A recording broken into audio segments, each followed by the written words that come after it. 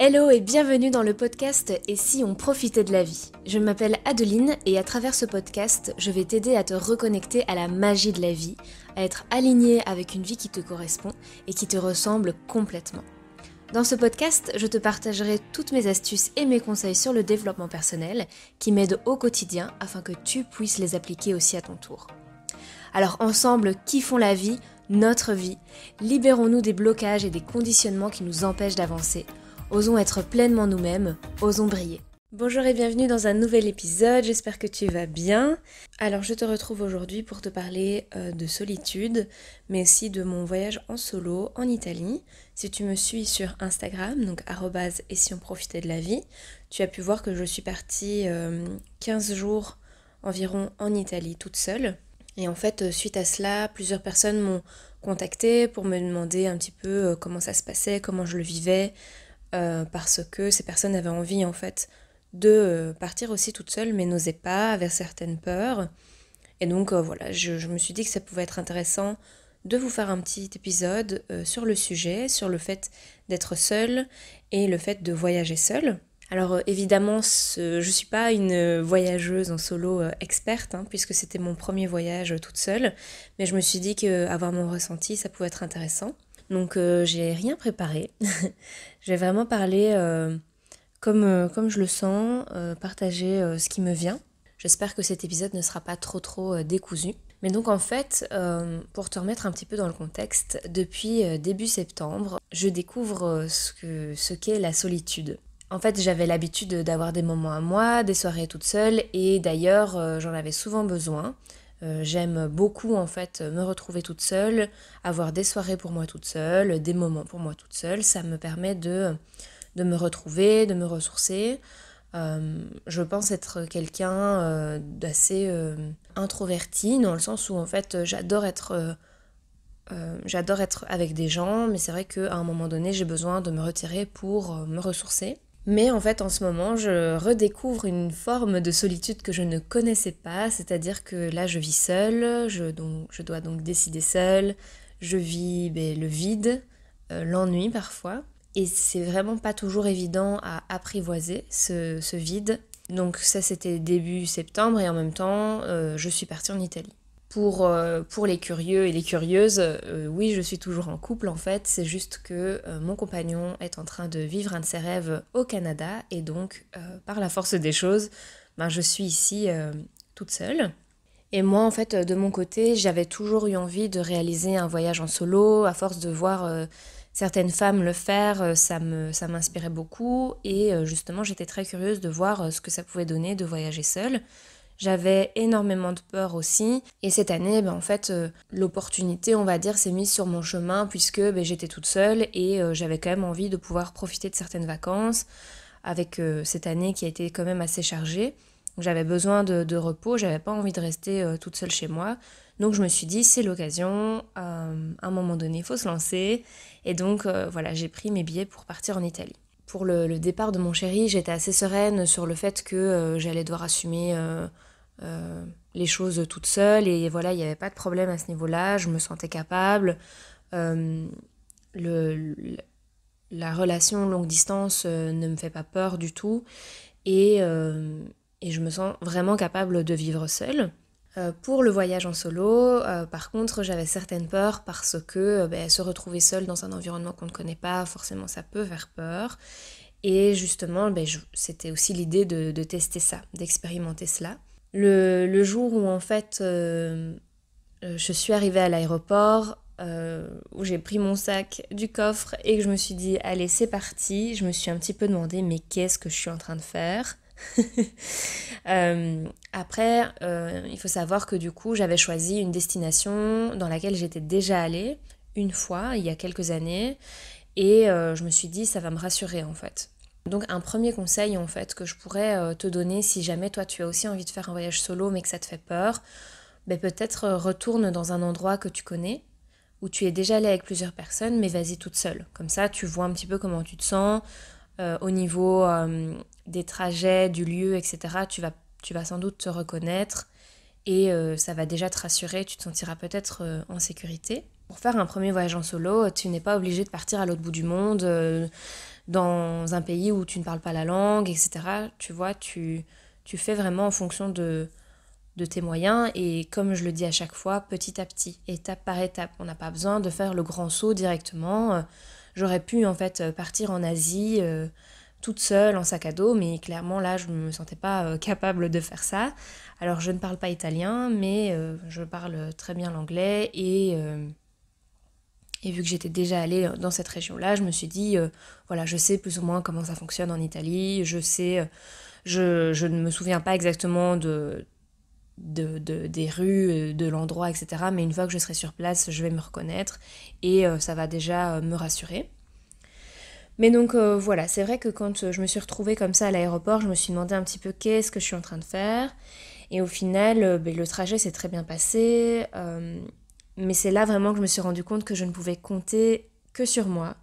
Et que je devais faire confiance à mon intuition et à ma boussole intérieure parce que finalement, j'avais pas d'autre choix. Donc forcément, on peut toujours demander de l'aide aussi. Mais c'est vrai que toutes les décisions qu'on prend, elles nous reviennent. Donc je suis bien arrivée en Italie, j'ai trouvé mon logement, tout s'est bien passé, etc. Et puis après, je me suis dit, bon, ben voilà, je suis à l'intérieur. J'ai pris un petit temps pour me poser un petit peu. Et puis, ben voilà, je devais sortir, aller faire quelques courses. Et là, hop, la petite peur de nouveau qui vient. Et je me suis dit, bon, de toute façon, je vais pas rester enfermée dans cet appartement, même si la vue était magnifique. Je ne sais pas si tu as vu de nouveau sur Instagram mes partages, mais c'était incroyable cet endroit. J'ai pris mon courage à deux mains et puis je suis ressortie. Donc c'était vraiment particulier parce que je reconnaissais vraiment les rues, je me repérais plutôt bien et en même temps j'étais là et je savais pas trop quoi faire. Donc voilà, au final j'ai fait quelques courses et puis voilà, je me suis posée avec une glace et, je me suis assise un peu sur un banc et puis en fait je suis remontée à l'appartement.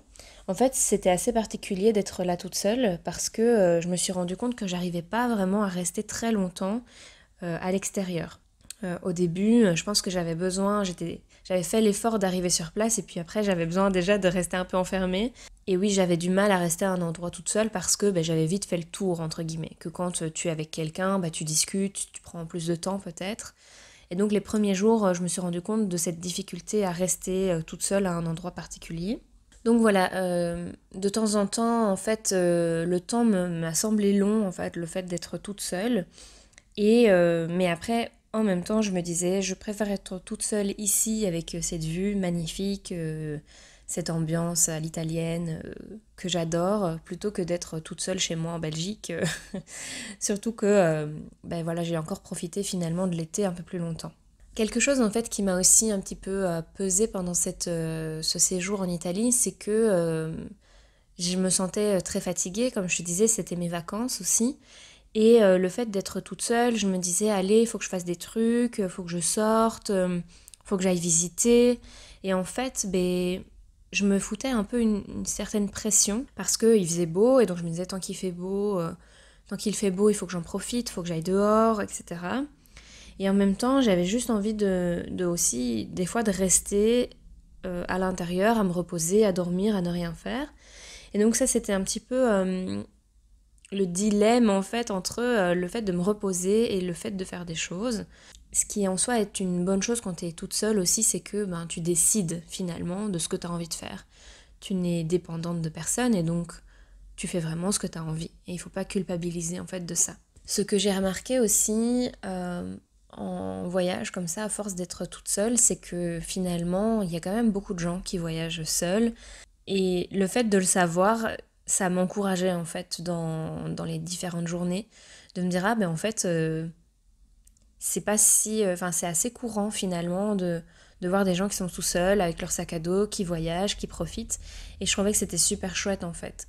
Je me suis dit, c'est tellement dommage en fait quand on est seul, même seul, célibataire, ou que en fait notre compagnon ou enfin notre partenaire, si notre partenaire ne peut pas nous suivre, c'est quand même dommage de s'empêcher de voyager si on en a envie.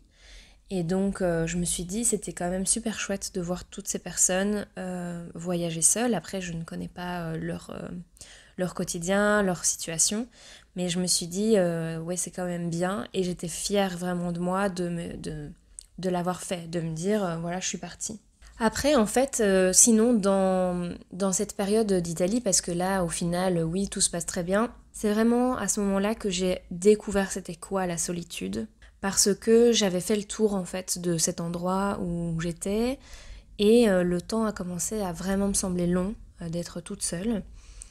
Et c'était assez particulier parce que, ben oui, je me sentais vraiment seule, et je pense que j'avais déjà ressenti ça de temps en temps, mais pas vraiment de cette intensité-là. Le fait de ne savoir pas quoi faire, de m'ennuyer très fortement. Pourtant, voilà, j'ai des jours où je m'ennuie et souvent c'est assez porteur parce que moi j'ai toujours tendance à dire que s'ennuyer c'est bénéfique parce que ça laisse la place à la créativité. Mais là, ça me pesait vraiment. J'avais vraiment une énergie assez lourde et je commençais en fait à ressentir de la tristesse d'être là, d'être toute seule et concrètement de me faire chier. J'ai passé une fois une matinée à me recoucher, à regarder le plafond et à me dire ok, bon maintenant qu'est-ce que je fais? Il me reste encore 5 jours ici et c'est vraiment long. Autant ce voyage a été génial, autant j'ai quand même eu des moments plus compliqués et c'est de ça aussi que je voulais te parler parce que généralement quand on voit les gens qui vont faire des voyages en solo, te disent que c'est génial, que tu rencontres plein de gens, etc. Alors oui, je les crois, forcément, mais c'est pas toujours si simple et si positif non plus.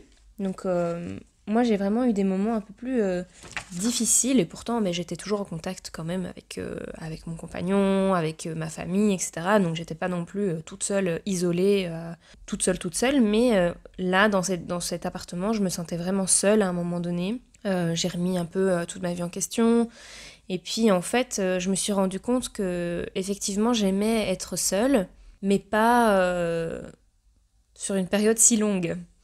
Je n'arrivais pas en fait à entrer en contact avec des gens, je n'ai rencontré personne en fait et ça me pesait vraiment très fort. Et en fait, c'est pas vraiment le problème de ne pas m'être lancée à aller explorer, etc. Puisque je sortais, j'allais me balader, j'allais me poser près de la mer, j'allais lire, voilà. C'est le fait que je pense que mon choix de destination n'était pas le bon, ni ma manière de voyager. Donc, pour t'éviter peut-être ce genre de petits moments déprime, je te conseillerais en fait de peut-être partir dans un endroit où tu sais qu'il y a des activités.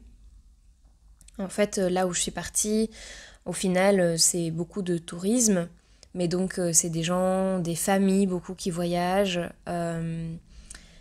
Et voilà, ils voyagent entre eux, et puis en fait, voilà, il n'y a pas vraiment de contact qui se fait avec des gens de l'extérieur. Et moi-même, j'allais pas m'incruster avec des gens qui profitent de leur moment en famille, quoi. Et donc je me suis dit, c'était peut-être, entre guillemets, une erreur. C'est pas vraiment une erreur, mais dans mon expérience, je me suis dit, si je devais recommencer, je ne retournerais pas à cet endroit-là. Tout simplement parce que c'est trop calme, il se passe rien, c'est très touristique. Donc c'est très bien pour te reposer. C'est très bien peut-être pour faire un premier city trip tout seul de 3 jours, 3-4 jours. Comme ça, tu as le temps d'explorer, tu découvres plein de choses, ça c'est génial. Mais pour 10 jours, c'est beaucoup trop long.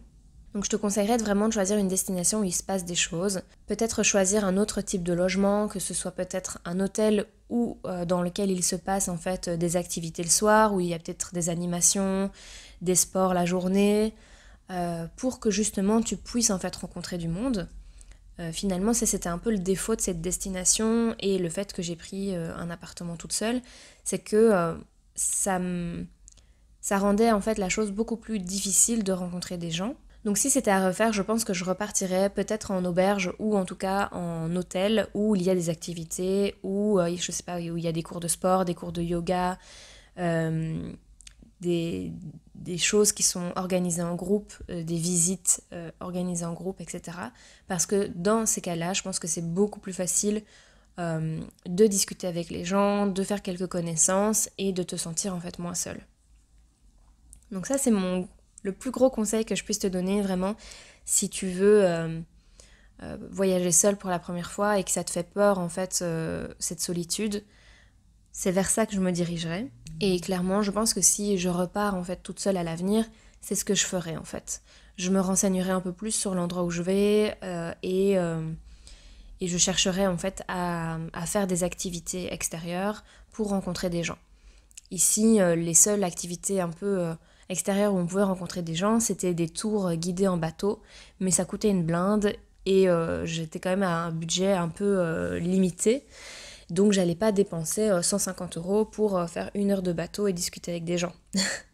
J'aurais pu, mais c'était pas vraiment l'envie. Donc voilà, après, mais dans ces moments difficiles, je me suis pas retenue, j'ai vraiment libéré mes émotions, j'ai pleuré, j'ai beaucoup écrit aussi sur ce que je ressentais, et puis oui, je me suis laissée aller, j'ai libéré, j'ai pleuré, et ça m'a fait énormément de bien. Je sais pas, j'avais vraiment un poids sur le cœur comme ça, parce que je me disais, sois contente, t'es en Italie, c'est trop bien, arrête de te plaindre, profite, c'est trop chouette, tu peux faire tout ce que tu veux.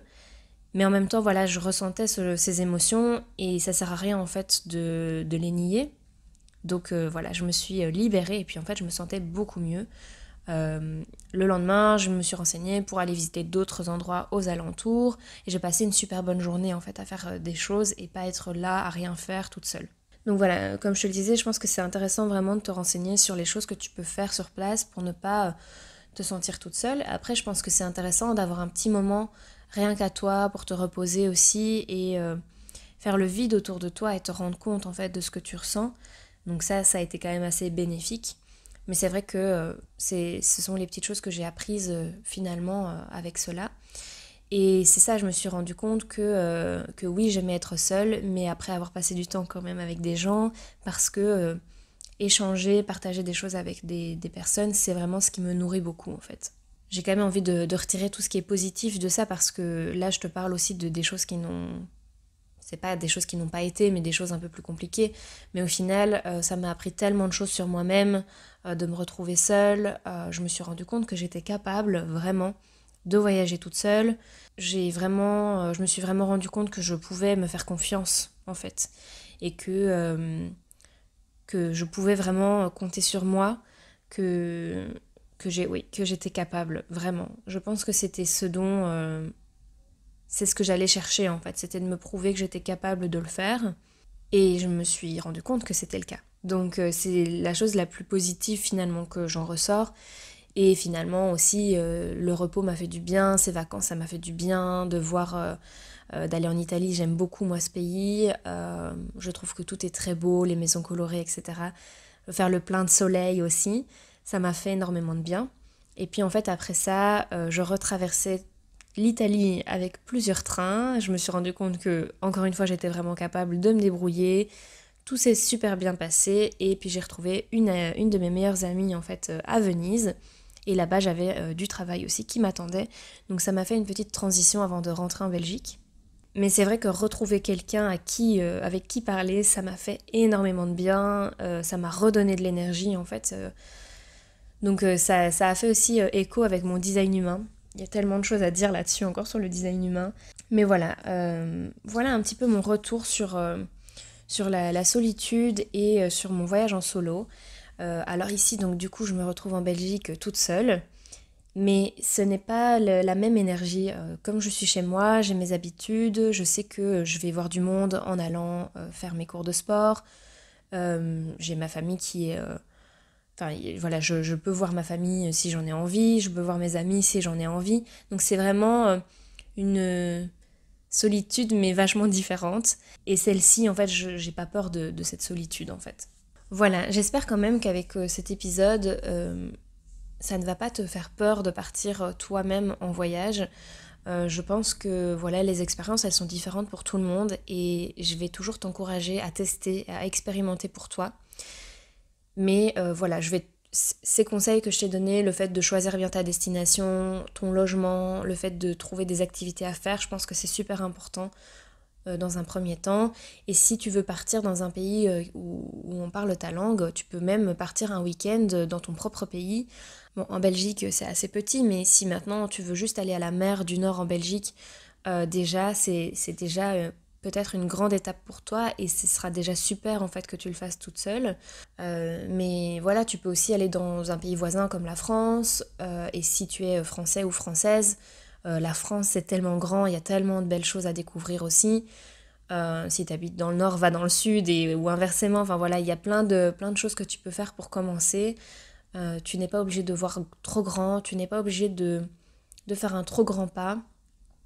Pour moi, pour élargir en fait ta zone de confort, c'est faire des petits pas en dehors, tout doucement, et puis ça va te permettre d'élargir cette zone de confort. Donc voilà, j'espère quand même que cet épisode t'aura plu. Si jamais tu as des questions, n'hésite pas à venir sur Instagram, on peut en discuter. Et n'hésite pas d'ailleurs à venir me dire où est-ce que toi tu aimerais voyager toute seule ou tout seul. Et, ou à me dire si toi tu as déjà fait des voyages en solo, quelle est ton expérience par rapport à ça. Ça peut être super intéressant qu'on partage en fait toutes nos expériences parce que mon expérience ne sera pas la tienne forcément. Et voilà, écoute, prends bien soin de toi et je te dis à très bientôt dans le prochain épisode. Salut!